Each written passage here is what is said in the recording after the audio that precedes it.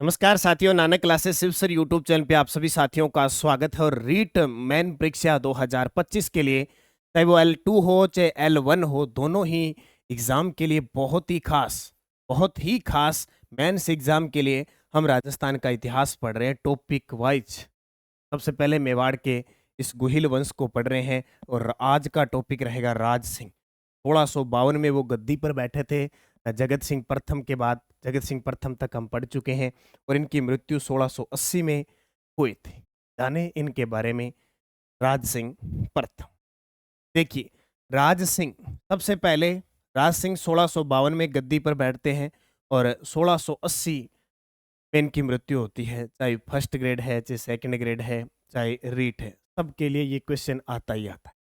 मेवाड़ के प्रसिद्ध शासक थे जिन्होंने अपने समय में वीरता, धर्म रक्षा और निर्माण कार्यों में उल्लेखनीय योगदान दिया था और इनका शासनकाल राजस्थान और भारत के इतिहास में महत्वपूर्ण है। सबसे बड़ी बात, ठीक है। इसलिए आप कभी देखो महाराणा प्रताप, चाहे महाराणा प्रताप की बात करो, चाहे चंद्रसेन की बात करो, इन शासकों में इनका नाम आता है। जीवन परिचय की चर्चा करें तो इनका जन्म 1629 को हुआ था। राज सिंह का जन्म 1629 को हुआ था और इनके पिता महाराणा जगत सिंह प्रथम थे। महाराणा जगत सिंह प्रथम थे। इनकी माता जनादे थी और पत्नी एक जया थी, एक जसमादे थी, एक रामरस। क्योंकि उस समय हिंदू विवाह अधिनियम नहीं था, कोई भी किसी भी प्रकार का सिस्टम नहीं था, तो एक से ज्यादा कितनी भी पत्नियां और राजा महाराजाओं का तो कोई अंदाजा नहीं। माता जनादे थी, पत्नी जया, जसमादे और रामरस थे। पिता महाराणा जगत सिंह प्रथम और जन्म इनका 1629 को हुआ। राज्याभिषेक 10 अक्टूबर 1652 को उदयपुर में हुआ। एक एक पॉइंट जो एग्जाम की दृष्टि से इंपॉर्टेंट है। जन्म इनका 1629, जबकि इनका राज्याभिषेक 10 अक्टूबर 1652 को उदयपुर के अंदर, इसका राज, यानी 1652 में ये गद्दी पर बैठ गए।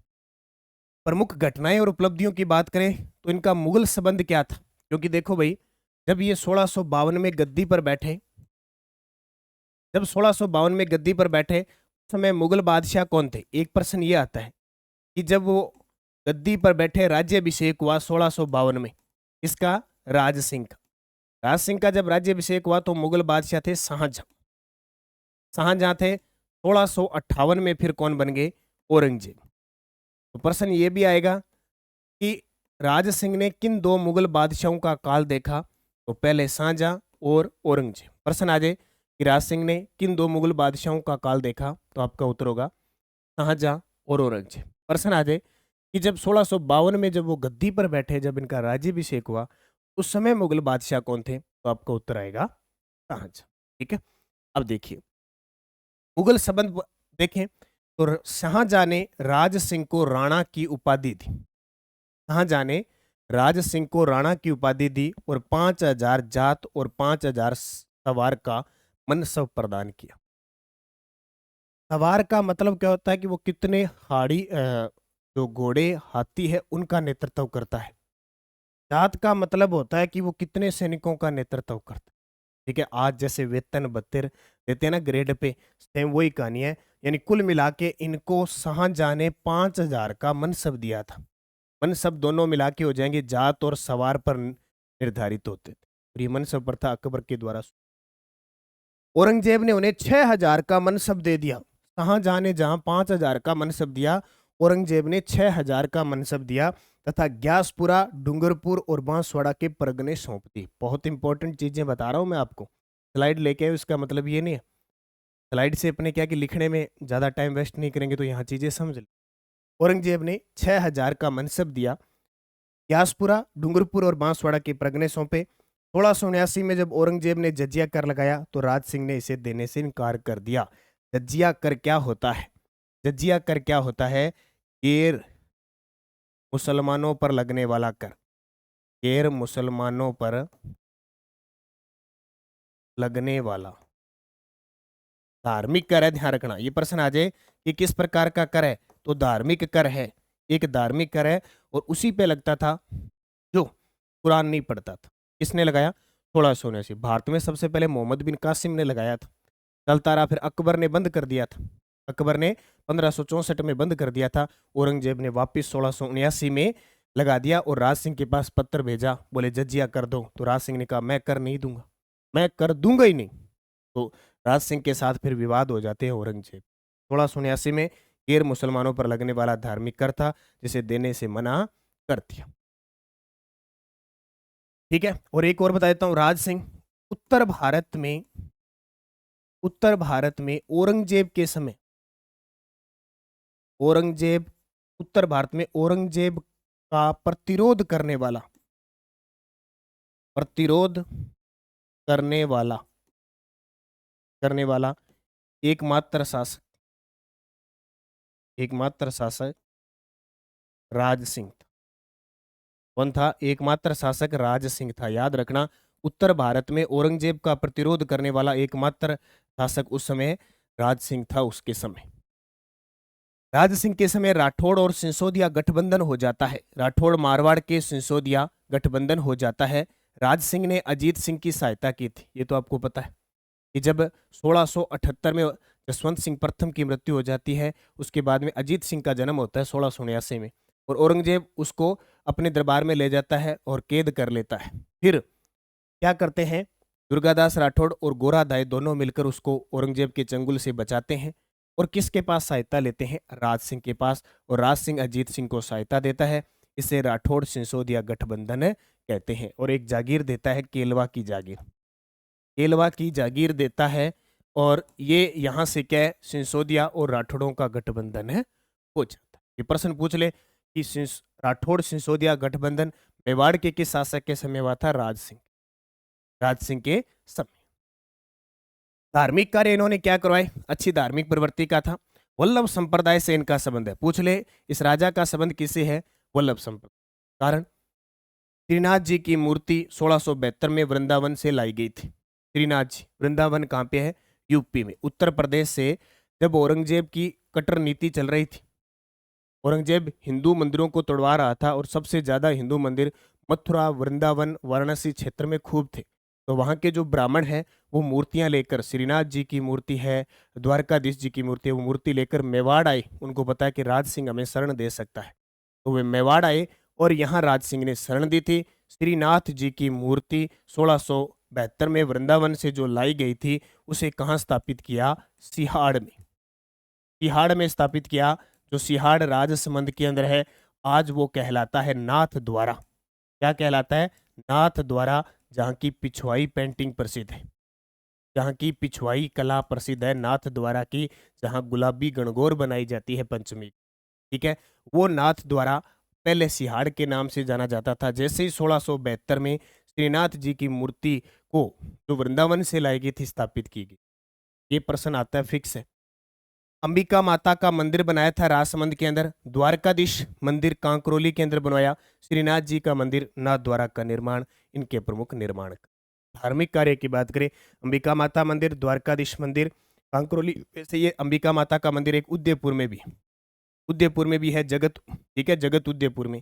यहाँ हम इसको थोड़ा सा चेंज कर लेते हैं, यहाँ प्रॉपर क्या करते हैं, उदयपुर वाला लिख देते हैं, क्योंकि मुख्य मंदिर जो है वो उदयपुर वाला ही है। तो उदयपुर के अंदर एक स्थान है जगत, ठीक है, उदयपुर में स्थान है जगत, जगत अंबिका माता मंदिर, उदयपुर के अंदर इसका निर्माण करवाया। द्वारकाधीश मंदिर, जिसे सप्त ध्वज मंदिर भी कहते हैं, इस द्वारकाधीश मंदिर को सप्त ध्वज मंदिर भी कहते हैं, इसका निर्माण करवाया। और श्रीनाथ जी का मंदिर तो है ही नाथद्वारा में। ये इनके धार्मिक कार्य। इसके अलावा इन्होंने राजसमंद झील बनवाई थी, वेरी वेरी इंपॉर्टेंट है। अकाल राहत कार्यों के दौरान, अकाल राहत कार्यों के दौरान, याद रखना, अकाल राहत कार्यों के दौरान, अकाल राहत कार्यों के दौरान राजसमंद झील का निर्माण करवाया।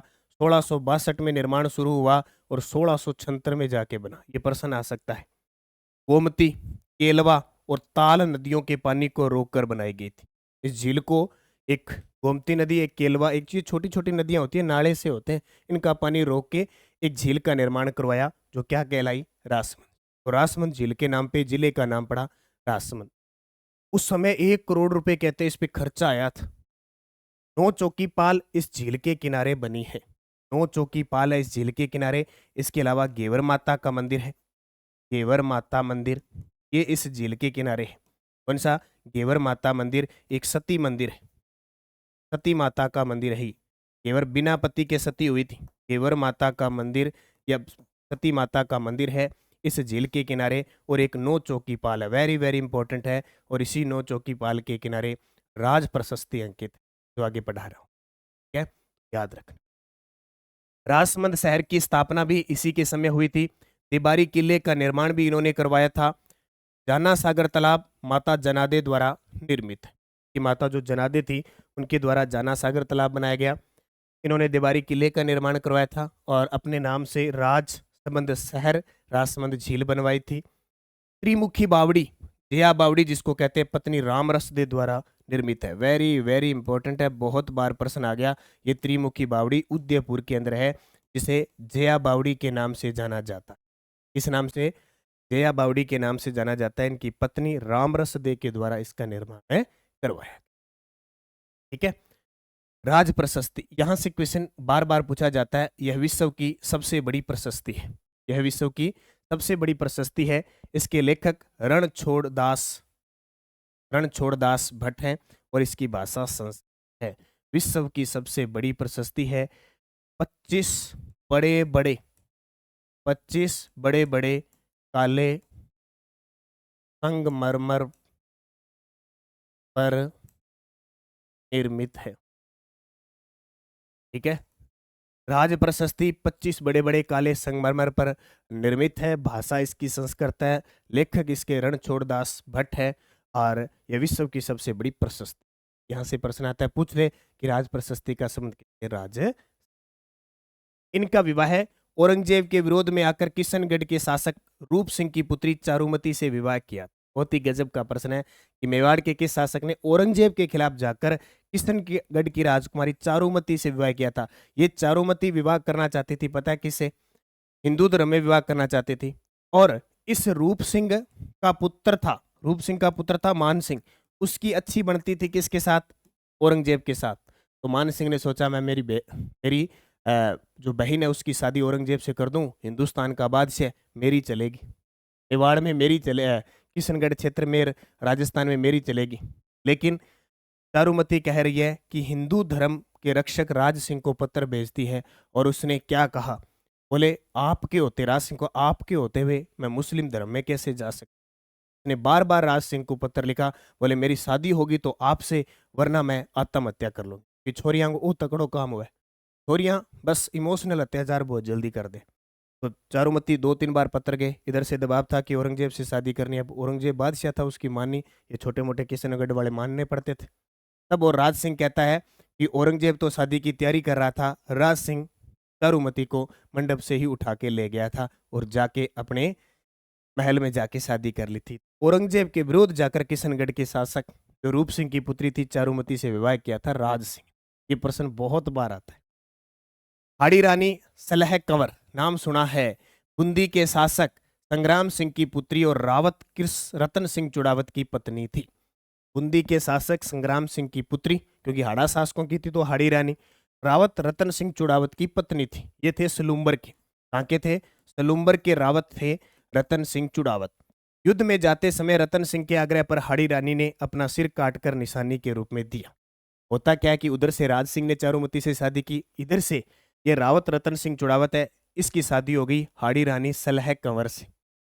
अब पहले आज शादी हो रही है, आज शादी हुई, आज मान लो सुबह बारात गई आ गई, शाम को घर पे बारात आ गई, इधर से संदेशा आ गया कि भाई राज सिंह ने चारुमती से शादी कर ली है और औरंगजेब बुखला चुका है, औरंगजेब आक्रमण कर रहा है मेवाड़ की तरफ। तब राज सिंह ने कहा मेरी तो शादी हुई है, मैं तो नहीं जाऊंगा, तू जा। इसने कहा मेरी भी शादी हुई है। तो अब राजा का थोड़ी है, ये तो ठिकानेदार था, अब राजा का आदेश तो मानना पड़ता था। अब ऐसे तो है नहीं कि अब युद्ध करने जाएगा, 2 घंटे में युद्ध लड़ा और वापस घर पे आ जाएगा। युद्ध का मतलब है 10 दिन, महीना, 3-3 महीने लग सकते थे। तो रावत कृष्णदास जो रतन सिंह चुड़ावत थे, जब वो युद्ध में जाने लगे तो उनको लगा कि मेरी जो सलह कंवर है उसकी याद आएगी, क्यों न कोई निशानी ले जाऊं। इसने एक दासी को भेजा, जा रानी से कोई मेरे लिए एक ऐसा गिफ्ट लेके आ, उपहार लेके आ, जिससे मैं युद्ध करूं तो मुझे उनकी याद आती रहे। एक बार भेजा, उसने कहा युद्ध करके आ जाओ, मैं यहीं रहूंगी, कहीं नहीं जाऊंगी। दूसरी बार फिर भेजा, नहीं मानी। अब सलह कंवर को यह पता लग गया, अगर इसको निशानी ढंग से नहीं दी ना, अच्छी निशानी नहीं दी ना, तो युद्ध में इसको मेरी याद सताएगी। वो कहता ना, याद सताए तेरी, और ये युद्ध में हार जाएगा और औरंगजेब मेवाड़ पर अधिकार कर लेगा। इसलिए सहल कंवर जब ये बार बार दासी आ रही थी तो अपना शीश काट के दे दिया। क्या काट दे दिया? शीश। और इस पर एक मेघराज मुकुल की रचना है। ठीक है, क्या है? चुड़ावत मांगे सेनानी, सिर काट दियो सतरानी। चुड़ावत मांगे सेनानी, सिर काट दियो सतरानी। कहते हैं कि वो सिर काट के लाके दे दिया निशानी के रूप में। अब गुस्सा आया रतन सिंह चुड़ावत को, पूरा वियोग हो गया, उसको गुस्सा आया, गया और औरंगजेब के खिलाफ जीत के आया था। अगर वो निशानी नहीं देते या वो सीधा भेज देती या कोई निशानी देती तो वो क्या है, युद्ध नहीं जीतता। ये होती है हाड़ी रानियां। मतलब उसको पता था कि अगर मुझे उसकी मुझे उसे याद आई मेरी, वो युद्ध नहीं जीतेगा। अब ये जीतेगा और जीत के आया था। ठीक है, तो मेघराज मुकुल की कविता है बहुत बड़ी, उसकी 2 पंक्तियां हैं कि चुड़ावत मांगे सेनानी, सिर काट दियो सतरानी। ठीक है, मेघराज मुकुल देखो, चुड़ावत मांगे सेनानी, चुड़ावत मांगे सेनानी मतलब उपहार, निशानी, सिर काट दियो सतरानी, काट के दे दियो। चक, उपहार में सिर काटने वाली बिहाड़ी रानी सहल कंवर को याद किया। उपाधियां और योगदान। राज सिंह की उपाधि है हाइड्रोलिक रूलर, बहुत ही शानदार उपाधि। और विजय कटकाती, वेरी वेरी इंपॉर्टेंट, ये प्रश्न बहुत बार पेपर में आता है। हिंदू धर्म रक्षक, बहुत सारे हिंदुओं की जान बचाई थी, मंदिरों के तोड़ने से बचाया था, और बहुत सारे मंदिरों का निर्माण मेवाड़ में राजसमंद में करवाया था। और विजय दत्तम इनकी उपाधि है, विजय दत्तम, विजय कटकातुर हाइड्रोलिक रूल, जरूर याद रखना। दरबारी विद्वान, इनके दरबार में बहुत अच्छे खासे विद्वान थे। किशोरदास जिन्होंने राजप्रकाश ग्रंथ लिखा, गिरधरदास जिन्होंने संगत रासो ग्रंथ लिखा, सदाशिव भट्ट जिन्होंने राज रत्नाकर ग्रंथ लिखा, कविमान जिन्होंने राजविलास ग्रंथ लिखा, रणछोड़ भट्ट तेलंग राज प्रशस्ति लिखी, और अमर काव्य वंशावली। वेरी वेरी इंपॉर्टेंट, जब साहित्य पढ़ते हो, जब आप राजा महाराजाओं के अंदर ग्रंथ पढ़ लेते हो ना, तो आपके याद रहते। किशोरदास राजप्रकाश, गिरधर संगत, गिरधरदास संगत करे, संगत करोनी गिरधर दास, ये याद रखे। सदाशिव भट्ट, सदाशिव रतन, सदा सदाई रहते रतन रत्नाकर। कवि मान राज विलास, मान विलास। ठीक है, रण छोड़ भट्ट तेलंग तो राज प्रशस्ति, अमर काव्य वंशावली। ठीक है, ये याद रखना। और इनकी मृत्यु राज सिंह की 1680 में कुंभलगढ़ में हुई, और मृत्यु के पश्चात इनकी छतरी भी कुंभलगढ़ के अंदर बनी है। कुंभलगढ़ राजसमंद के अंदर स्थित है। 1680 में इनकी मृत्यु हो जाती। इसके बाद कौन राजा है, वो राजा कल के वीडियो में हम पढ़ेंगे। अब आपके लिए मैं क्वेश्चन छोड़ के जाता हूं, इनके जवाब तो आप दे सकते हो ना, मैं नहीं बताऊंगा, आप दे देना। राज सिंह का राज्याभिषेक कब हुआ और कहां हुआ? दे सकते हो जवाब। राज सिंह का राज्याभिषेक कब और कहां? सारे विद्यार्थी गृह कार्य, अगर नहीं दिया किसी विद्यार्थी ने जवाब तो देख लेना, सबका गृह कार्य, इसका जवाब देना है। राजसमंद झील के निर्माण में किन नदियों के पानी को रोका गया था? चंबल, गोमती, बनास, गोमती केलवा ताल, बनास लूणी केलवा, गोमती मेज माही। जवाब देना है। औरंगजेब ने 1679 में कौन सा कर लगाया जिसे राज सिंह ने देने से मना कर दिया? आज तो मैं 12 प्रश्न लेके आऊँ, कल 5 ही लेके आऊंगा। भूमि कर, जजिया कर, खिराज कर, व्यापार कर। सारों के जवाब आने चाहिए। अगर पढ़ना है तो, नौकरी लगना है तो, और नहीं लगना है तो आपकी मर्जी। श्रीनाथ जी की मूर्ति को किस वर्ष वृंदावन से लाया गया था? श्रीनाथ जी की मूर्ति को किस वर्ष वृंदावन से लाया गया था? 1662, 1672, 1670, 1659। ये प्रश्न वही जवाब देगा जिसने ढंग से क्लास देखी। राजसमंद झील का निर्माण किस वर्ष पूर्ण हुआ? ये प्रश्न पेपर में आ चुका है। 1662, 1676, 1658, 1672। और राजसमंद झील के निर्माण का व्यय कितना था? 50 लाख, 1 करोड़, 75 लाख, 1.5 करोड़। राज सिंह को कौन सी उपाधि दी गई थी? महाराणा, हाइड्रोलिक रूलर, विजय कटकातु, या सारी की सारी? राज प्रशस्ति किसने लिखी? रणछोड़ भट्ट, मधुसूदन भट्ट, कर्ण भट्ट, चैतन्य भट्ट। सारे के सारे क्वेश्चन मैं करवा दिए। राजसमंद झील के किनारे कौन सा स्थापत्य है? पंच चौकीपाल, नौ चौकीपाल, शपथ चौकीपाल, अंबिका पाल। बताओ। और राज सिंह का निधन कहां हुआ? राजसमंद में, कुंभलगढ़ में, उदयपुर में, चित्तौड़। ये आपको जवाब। राजसमंद झील का निर्माण किसने करवाया? रामरसदे ने, जनादे ने, राज सिंह ने, रणछोड़ भट्ट ने। और एक अंतिम प्रश्न, राज सिंह ने किस मुगल बादशाह के खिलाफ संघर्ष किया? बाबर, औरंगजेब, अकबर, जहांगीर। है ना गजब के प्रश्न। 12 प्रश्न है, और जितना मैंने करवाया है उसके अंदर सारा है। तो ये आपका गृह कार्य, डेली आपको ये गृह कार्य दूंगा। आज तो 12 प्रश्न है, कल 5 प्रश्न आपको गृह कार्य के रूप में दूंगा। और ये आरबीएससी 6 से 12 की पुस्तक है, कोई विद्यार्थी चूकना नहीं चाहिए पुस्तक ले आना। रीट वाले इस पुस्तक को लेके रखना, अगर मास्टर बनना है थे, मास्टर नहीं बनना है, नहीं अध्यापक अध्यापिका बननी है तो आप पुस्तक ले गए आजियो। 90% यानी 80% कवर होंगे, 160 नंबर सीधा बढ़िया, ये ध्यान रखना। 80 में से अगर इस बुक से 50% ही कवर करते हो तो 100 नंबर तो आप सीधे ले जाओगे। और टोटलिंग अगर 200 नंबर बन गए ना आपके टोटलिंग, तो आपके घर के पास आपको स्कूल मिलेगा। और सोच, ठीक है। बाकी L1 की टेस्ट सीरीज चल रही है। मुख्य परीक्षा की पात्रता की वीडियो कोर्स और टेस्ट सीरीज दोनों ही है। मुख्य परीक्षा की टेस्ट सीरीज है और रीट L1 की पूरा वीडियो कोर्स है। और कल से मैं शिक्षण विधि के एक एक टॉपिक के टेस्ट भी इनमें डलवा रहा हूँ। मेहनत करनी आपकी बात है, मेहनत करोगे तो ही फल मिलेगा, नहीं तो भाई करते रहो, चलते रहो जैसे दुनिया चल रही है, ठीक है। तो कल आगे के शासकों को पढ़ेंगे। धन्यवाद, जय हिंद, जय भारत। इस चैनल को सब्सक्राइब जरूर करना और लाइक करना ताकि आपके पास इसका नोटिफिकेशन